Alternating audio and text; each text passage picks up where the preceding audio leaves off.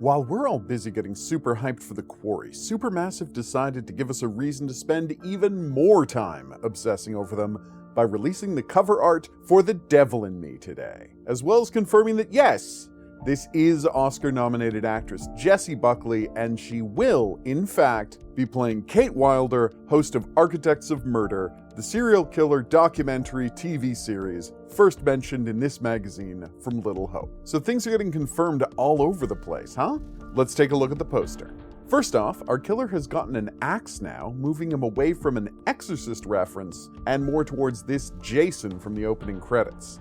Otherwise, he's dressed the same as before with his hat, leather apron, slightly purple pants, and long plastic gloves. So this killer won't just be using traps. At some point, he's going to be an imminent physical threat, and maybe chop down a door, Jack Torrance style? Kate's definitely looking worse for wear than when we saw her in the announcement trailer. Her cheek is scuffed and she's got what looks like a bit of mascara running down from the corner of her left eye. While she's not covered in blood the way Rachel was in the cover of House of Ashes, this is obviously a woman in the middle of a very bad night.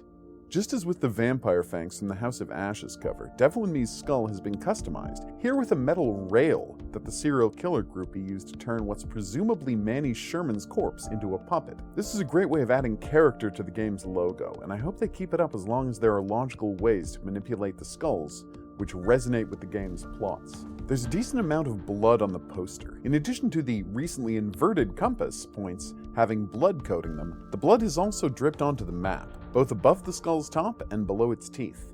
As for the map, it's a little on the weird side, although I couldn't find the map this was based on anywhere online. It's pretty clearly the north end of Chicago. Here's the train yard where the lines split up, and this is the pier just north of the Chicago Harbor Locks, where the Chicago River meets Lake Michigan. I'm a little puzzled by the fact that the Chicago River doesn't continue out the left side of the image, though.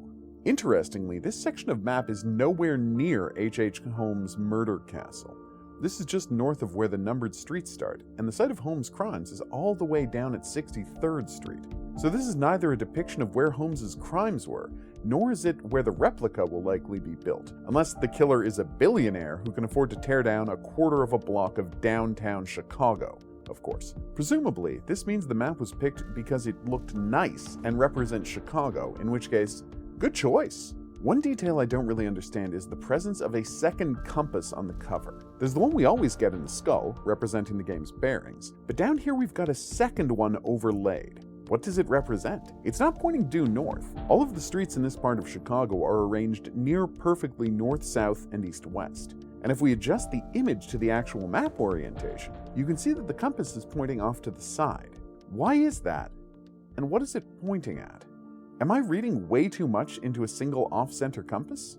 Maybe, but it's worth noting that the compass is 15 degrees off of north. So I decided to see what happened if you plug that into a map, drawing a line from the murder hotel. Well, technically I didn't just draw a line at 15. I decided to check if Paradise, Michigan was 15 degrees off north from Chicago. Turns out it's not, it's 20 degrees. So there goes that theory. But if you draw the line at 15 degrees, it does point straight at the middle of the Michigan Peninsula, which is where the compass was placed on the collector's map. Is this extra compass arrow pointing at the location where the game is going to be set? I mean, I guess so, unless there's something I'm missing here. So that's all I could glean from the cover art. Can't wait until we have more details to dig into. I've been the Hidden Object Guru. Thanks for watching. If you haven't already, please remember to like and subscribe. Special thanks go out to my patrons, Desire, Marissa, Eduardo, Brian, and Joanne. You can always find me at my live streams, weeknights at 9 Eastern and weekends at noon. We'll see you back here for more Supermassive Games content. But until then, au revoir.